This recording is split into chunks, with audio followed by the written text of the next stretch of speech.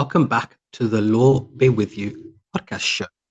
We've got a special Star Wars edition for May the 4th, Star Wars Day. So happy Star Wars Day to you at home or at work or whatever you're doing listening to the Law Be With You podcast show. We've got Omar on again. Omar, you know your title. Quantum knowledge and cosmic wizardry in canon, lore, and Star Wars. Now, and so far you've lived up to that as well, and it is a very it is a good title as well. Thanks. Okay, so we have Omar flying in on his Y-wing. Now, I would have said X-wing, but I know you're into the Y-wing rather than the X-wing, aren't you? Yeah, I think it's just infinitely more cooler. It just doesn't get the props. Oh man, well, I'm a Luke Skywalker guy. I'm Luke flying on his X-wing all day long, man. That's me. You're flying in on your Y-wing, and we're going to talk about the Mandalorian. Yeah. Which let's just go. Mandalorian is a hot ticket at the moment. It's talked about a lot for different reasons, but in terms of the storytelling, it's got an overwhelmingly positive reception. So we're going to talk about the Mandalorian. So, okay, first of all, what do you make of the mythos of the Mandalorian TV show? I think it's very interesting. I think it was a very interesting place to set it, after Return of the Jedi, but obviously before Force Awakens. I think that's a very interesting place to kind of field. I mean, I don't know if you know about the Thrawn trilogy. Okay, so I know of the Thrawn trilogy. I think now you're going to have to. This will be interesting actually, because I know there's some more Admiral Thrawn books coming out, aren't they? So please, because there will be listeners that will know about this, and there will be listeners that won't. So please go ahead. I mean, just in the lore itself, it's just quite interesting because the Thrawn trilogy, Admiral Thrawn, who basically becomes the successor to the Emperor, and in trying to regalvanize kind of a new empire. It's quite interesting because after Return of the Jedi in 83, I think it is. There wasn't much Star Wars after that. No. And kind of the fandom kind of died down, but it was kind of reinvigorated with the Thrawn trilogy, the books, and it kind of really galvanized the fandom to the point that we got the special editions. Love them or hate them. Yes. Yes, they got the prequel They got the prequel sort of works on them, didn't they? Really? Yeah. And Han did shoot first. And then that was political correct. That was a bit of political correctness right there, wasn't there? With George Lucas actually. So Kathleen Kennedy. Well, I was gonna say Kathleen can't be blamed for that one, but actually she was working at Lucasfilm. we could always say it was her idea. But yeah, that was one of the. I mean, that scene there was kind of introduced Han and his character and completely just messed it up. Anyway, but so it was the popularity of the Thrawn trilogy books that actually kind of reinvigorated Star Wars to the point that we got new films basically. So and that is set in this time that the Mandalorian is set. We obviously in the second series we actually do get a reference to that character. And we're gonna go there later. We're gonna go there. Yeah, but you know what I mean. But it's a very interesting period in the Star Wars timeline, and also with now that most kind of extended universe things now not canon and kind of things being reintroduced, it's very interesting that they've brought that back. So yes, I think Mandalorian and its lore, I think it's fantastic. I think it's really interesting, kind of expanding on what the Mandalorian is, and their creed and their culture, and kind of expanding on other characters. I mean, even this kind of really interesting thing about what does the universe look like post Empire? Yeah, of course. I think that's very interesting, especially I can't remember his name, Burr's character. I was There was thinking an of him. episode, he was ex Empire, but didn't really want to be one. So it's kind of this whole idea of what does the world look like when you're fighting on the side that you didn't actually really want to fight on. Yeah, yeah, that's right, that's right. Um, Obviously, as a TV show, it's very popular, and it for me it reminds me of sort of the old school Star Wars. It does Yeah, feel like the first sequel trilogy.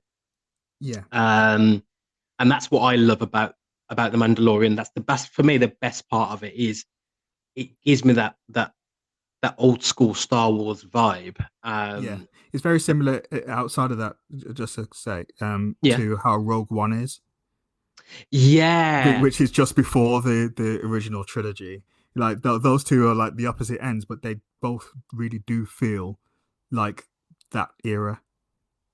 and I think for me, that's what I and I know we talked about this, Omar, but that's what I was looking for in the new sequel trilogy. So, I don't get me wrong, like I didn't want it to be quite exactly like The Force Awakens in the sense that they played it too safe.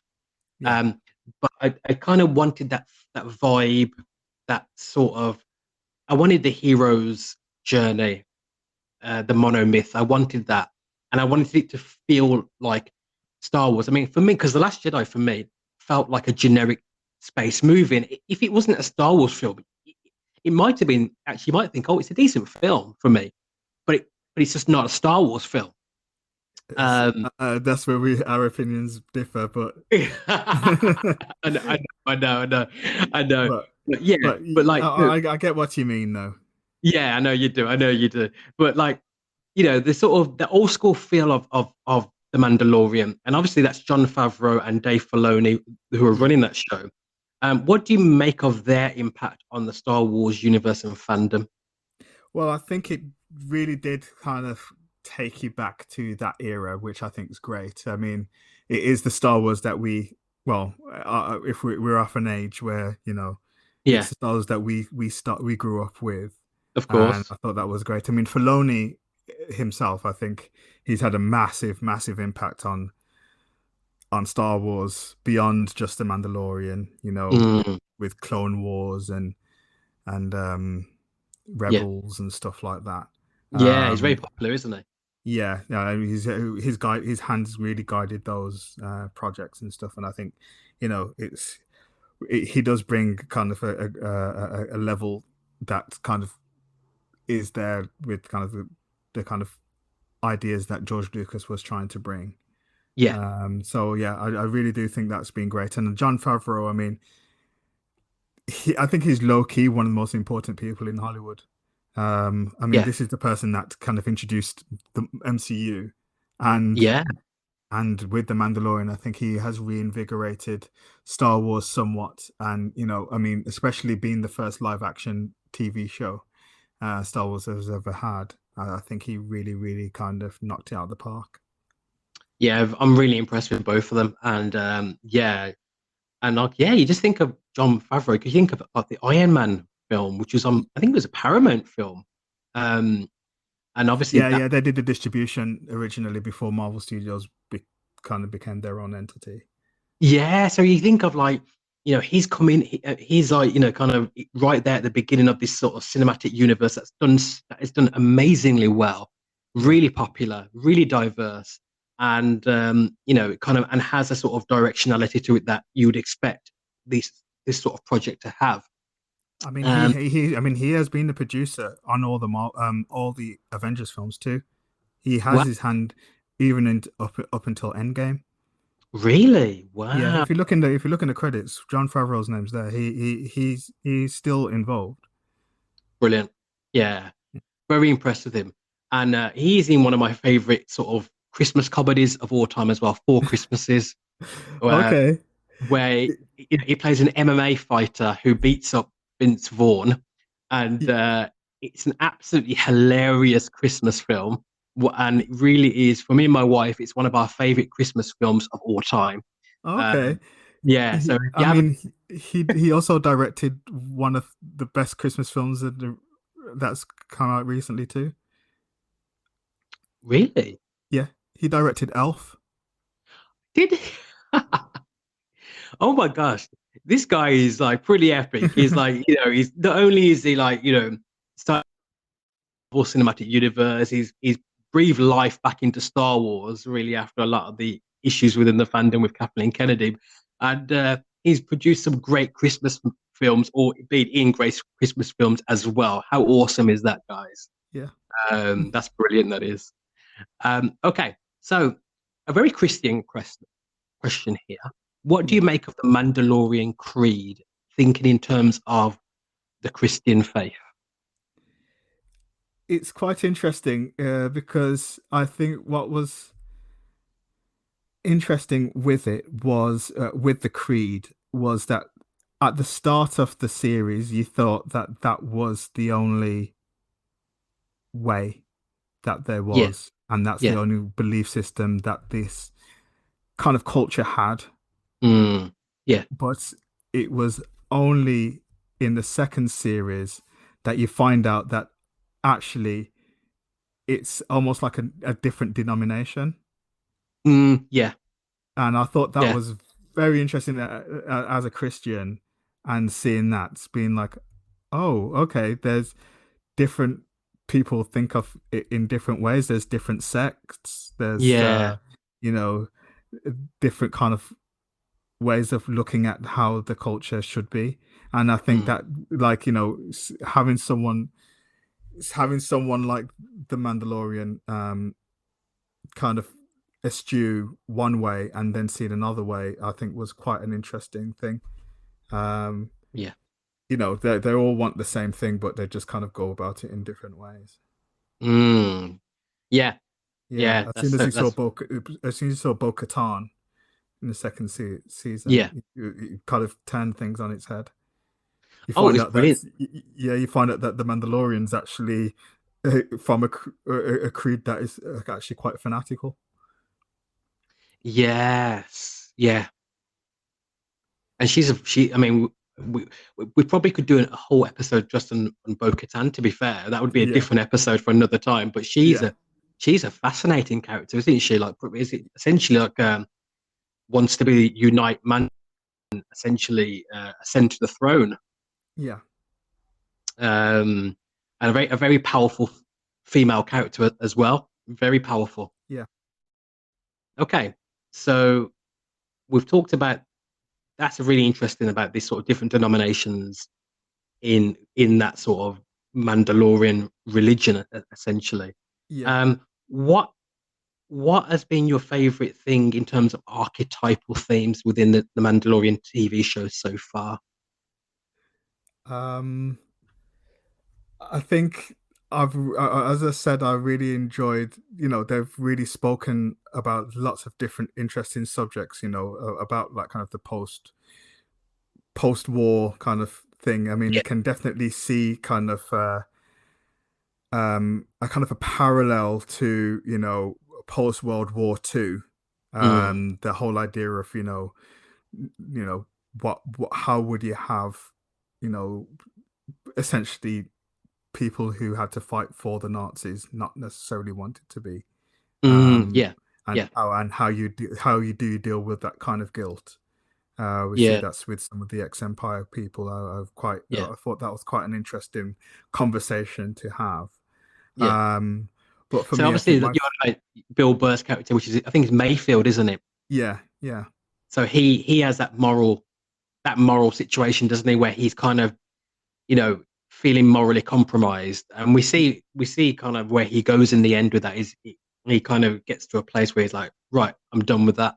yeah, yeah. Um, yeah, I thought that was uh, a very interesting kind of story to tell. I don't think there has been I don't think there has been a platform for that kind of story, kind of in the mainstream, and I thought that was quite interesting.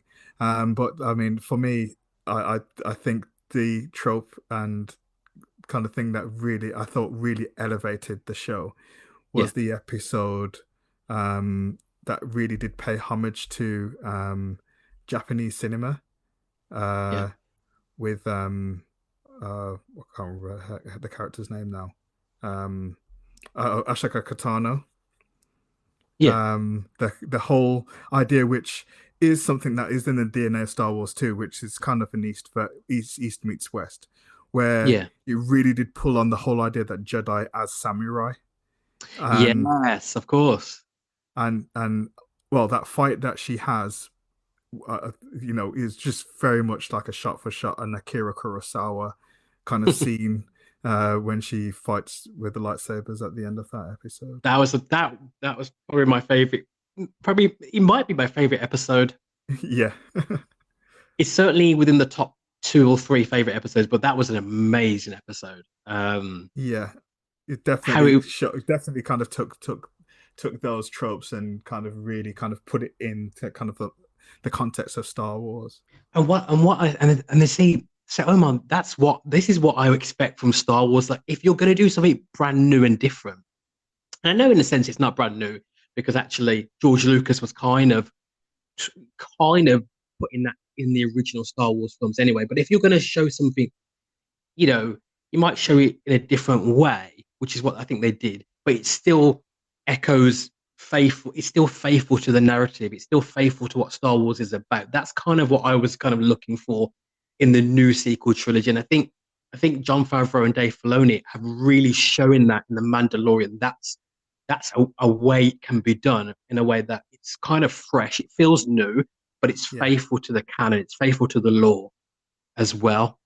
Yeah, And I really, I understand that, but I don't think I think the issue is not in the Last Jedi. I think it's in Rise of Skywalker. I think that's where yeah, the you really have a disservice. problem with that film, don't you? you, you, I think how you are with the Last Jedi is how I am. Where you are with the Rise of Skywalker is kind of how I am with the Last Jedi. It's kind of like that sort of thing playing out there. Uh, and I think, to be honest, J.J. Abrams, when by the time he's got to the Rise of Skywalker, I don't think there was much he could do. I think he was kind of, oh dear, I think he was trying to kick water uphill. But Um, I think that's something that's kind of a failing on J.J. Abrahams in his work anyway. Like I don't know if you've ever seen his TED talk. no, not yet. Anyway, I'll have to go and look for I, that after. I'll post it to you and we can post it to the listeners. Yeah, yeah, Um, we'll do that. he has a whole talk about a mystery box, Hmm.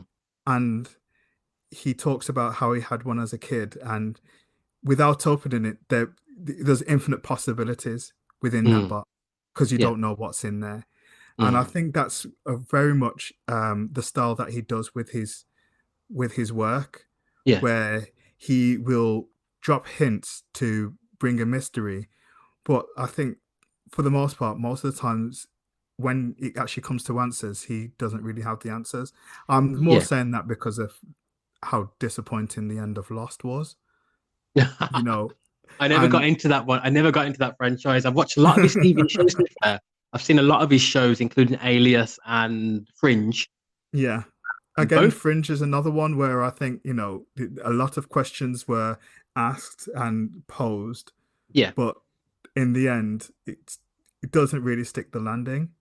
yeah, yeah, And that's exactly the same as what he did um in The Force Awakens, where he posed these questions, but I don't think he had 100% an answer for them. mm, So, yeah, the whole yeah, idea of Ray's parents and the lineage, I yes, don't think that was, it didn't have to be a question. It was a question that J.J. Abrahams wanted to bring in. mm, And, Ryan Johnson,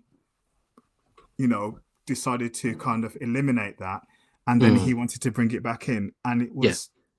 and in the end, it wasn't that particularly that much of a great reveal, was it? No, it ended up being very and all over the place, Yeah. and it wasn't consistent to the story at all. Yeah. And that's what I'm saying. I think he's great at giving you the mystery, but he's not that great at giving you the answers. Yeah, I've heard Grace Randall, who's a very popular sort of film commentator. She talks about that a lot about J.J. Abrams being a great starter but not a great finisher. Yeah. Yeah. And he's known in Hollywood for that. He's, even with his Star Trek film, he's known as being a great starter. He starts projects really, really well, but he can't Yeah. finish them off at all. Yeah, I completely agree with that. Okay, now we're going to go into some interesting waters now in terms of politics, and we're not going to go too deep in terms of time on it, but I am going to address the proverbial elephant in the room, Gina Carano, Yeah. who played Cara Dune. She was, kind of, if you don't know, guys, then and you're a big Gina fan, she's not going to be in season 3. No, not at um, all. Not at all. So, what do you think they should do in that situation? Because obviously, there's one issue is what happened. That's one thing. And then there's the issue of now, from a storytelling point of view, how do you move forward? Do you replace it with another actress? Do you write off the character off screen? So first of all, let's deal with the situation. We're not gonna, kind of not speak about it. What did you make of that situation? Because for me, she got fired. She said some things. Whether you agree or not, she said it. She put it on a social media, and they fired her for it. Yeah. Looking into the situation, Pedro Pascal, who obviously plays the Mandalorian, made very similar comments as well, but not talking about the same political group. So he was talking about the group that he's against, which obviously, or not in favor of, which would be Republicans. She was obviously kind of talking in favor of Republicans and more against liberals. They kind of did the same thing, but it was just talking about the different group that they're not into. Obviously, he's kept his job. He's still the Mandalorian. I don't even know if he got reprimanded at all. I don't know. And she obviously was ousted, almost like in disgrace. What do you think of that situation? I think that was her final comments. I mean, the whole idea of political views and kind of making parallels to the Holocaust and stuff, which I think was totally wrong. Was just the straw that brought the camel's back, because there had been previous stuff that has been said that has been very controversial from her, where fans have kind of called her out on that, and she did keep her job for that. I mean, some quite anti-Black Lives Matter, kind of transphobic stuff that she said. So I think it wasn't just that one thing. Okay. I think that's kind of where it is, and I think Disney in itself is a multinational company and definitely has a reputation that it needs to protect, and to have her there kind of gives her platform like kind of some viability, and I think they did the right thing by kind of separating themselves from that.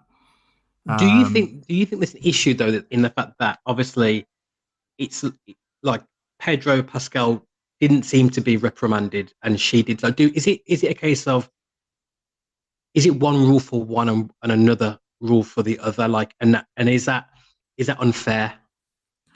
I personally don't think so. I think it was two separate issues.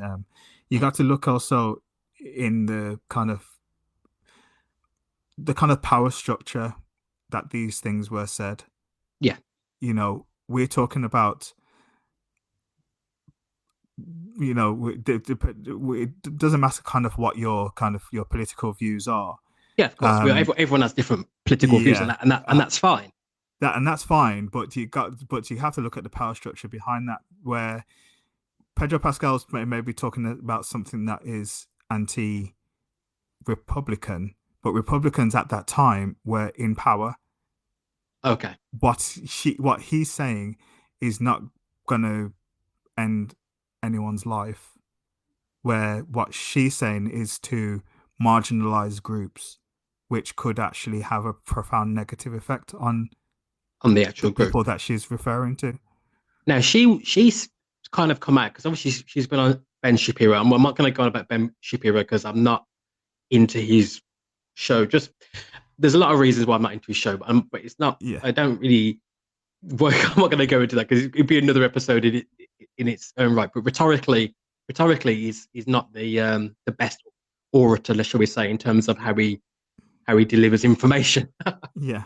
uh, or maybe I'm a bit of a snob.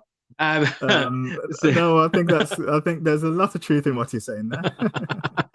um, but she went on this show and she's talked about, and I'm not going to go into the from the parts that I've come across from what I've seen. She's talked about that she felt bullied at Lucasfilm. Now I'm not going to go into the whole of all of that, but obviously she's got her side of the story.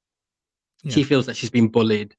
Um, that that a lot of the things which we're talking about, the trans side of things, were a misunderstanding, that she wasn't really kind of intending to cause any kind of offense to the trans community.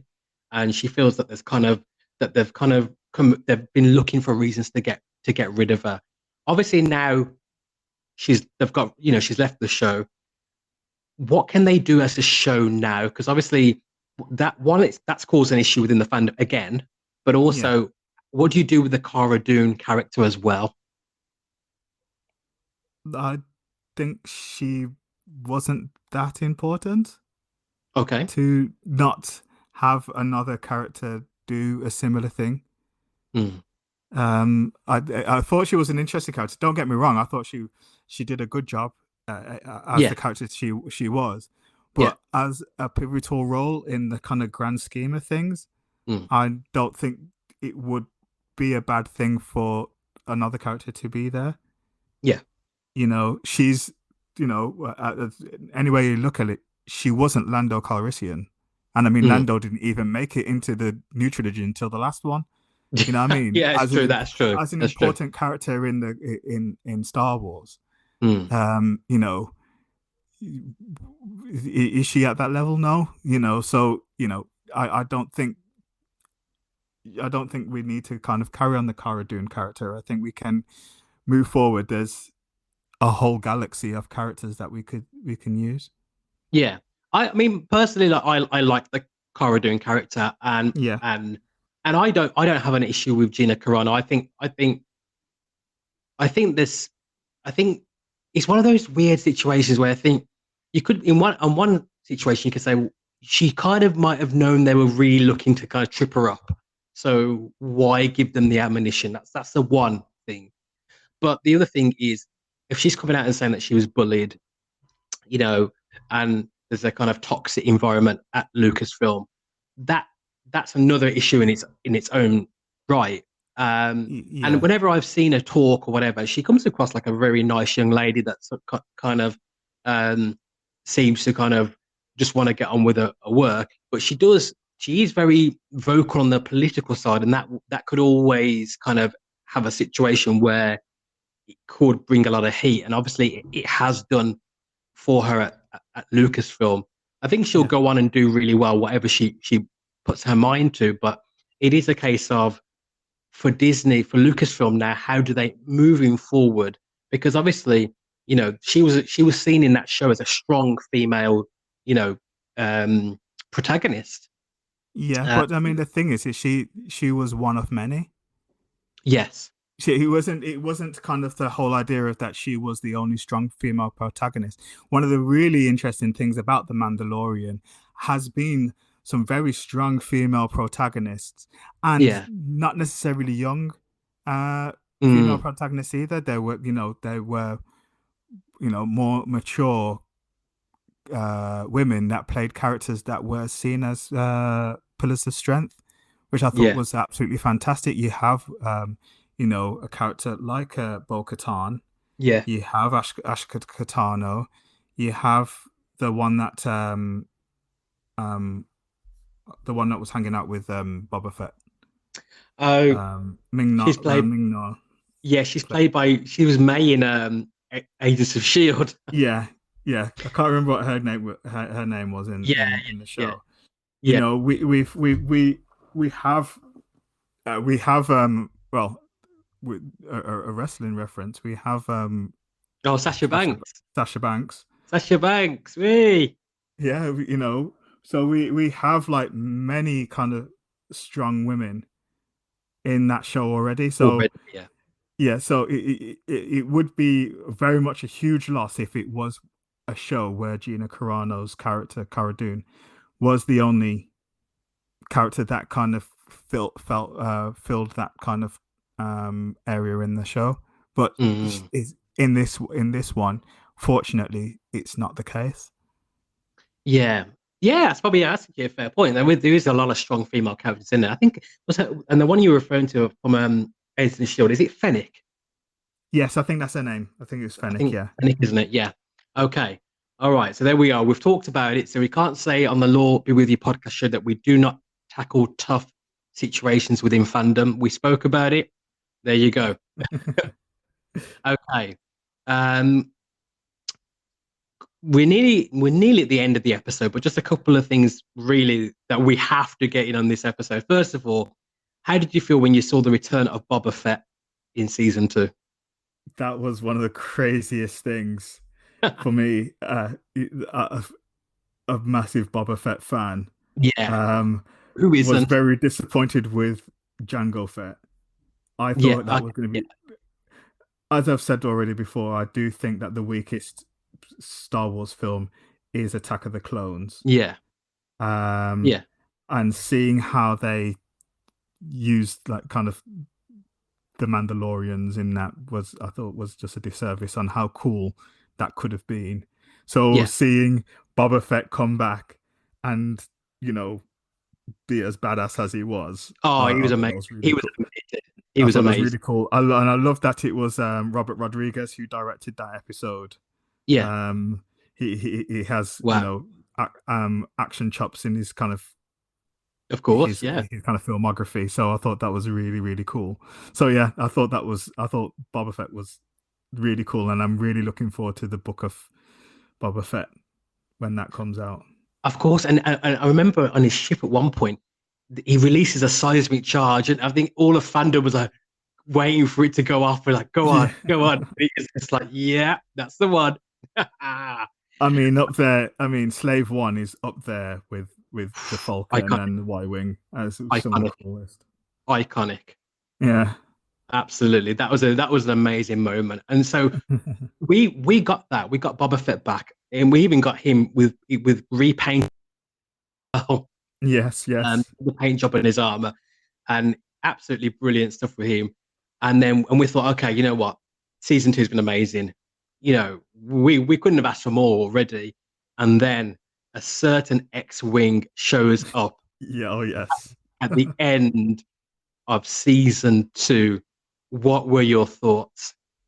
I didn't know who it was until I saw the hand and then I saw the green lightsaber. I was like, basically, I saw that scene the first time, and it was basically me just shouting at my wife, just going, "No, it can't be. It can't be. Oh my gosh, it is. It really is." I think every Star Wars fan in the whole of the world went into a fanboy, fangirl, geek mode. Oh my gosh! When that X-Wing showed up, and we were like, and I was just like, "Is it really?" You know, and you know, when you saw it was Luke, and it was a real Luke, wasn't it? It weren't like it weren't Last Jedi Luke. You know, it wasn't like disgruntled hermit Luke. It wasn't like depowered Luke. It was proper Superman Luke with the Force as his ally. What did you think? Yeah, I thought it was super cool. I did think the special effects probably weren't the best, but I'll overlook that because how much of a moment that was. It was iconic. It was an iconic moment, wasn't it? Yeah. And personally, I would have wished it was Sebastian Stan playing the young Luke.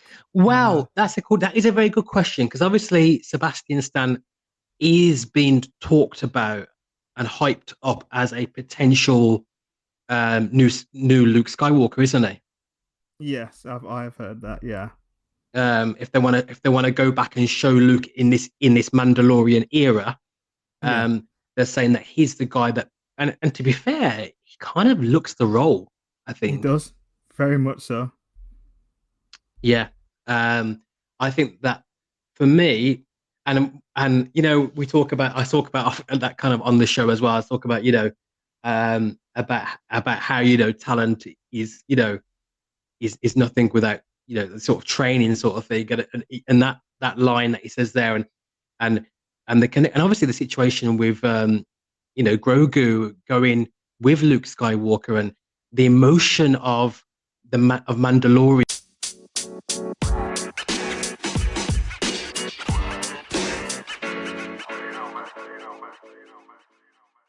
Yeah, absolutely brilliant. Okay, so we've come to the end of our May the 4th Star Wars special on the Mandalorian on the Law Be With You podcast show. Omar, what a brilliant conversation. Yeah, it's Um, very interesting. yeah, absolutely brilliant. And we will get you on again very, very soon. Omar is one of the major collaborators on the show, and we only get the best collaborators on the Law Be With You podcast show. So if you've enjoyed this episode, please get onto our YouTube channel, Christian Fandom Geek, sub, like, and comment, and we would love to hear from you. And yeah, so stay safe, and we'll be with you very, very soon on the Law Be With You podcast show. Thank you, Omar, for being on again. Thank you.